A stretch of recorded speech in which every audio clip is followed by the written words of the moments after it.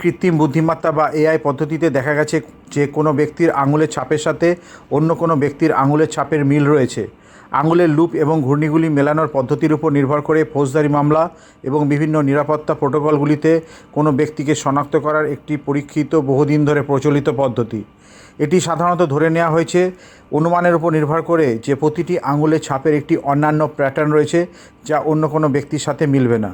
কিন্তু কলম্বিয়া ইউনিভার্সিটির রিসার্চার গ্যাবে গুয়োর নেতৃত্বে কম্পিউটার বিজ্ঞানীদের একটি দল আনুমানিক 60,000 আঙুলের ছাপ একটি এআই সিস্টেমে প্রদান করে দেখেছে যে পূর্বের ধারণা সম্পূর্ণরূপে ভুল।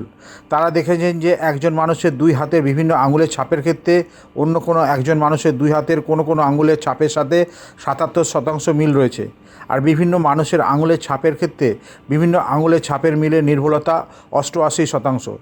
দেখা গেছে সিমিলার আঙুলের ছাপের অন্য কোনো লোকের আঙুল দিয়ে ফোন আনলক করাও সম্ভব।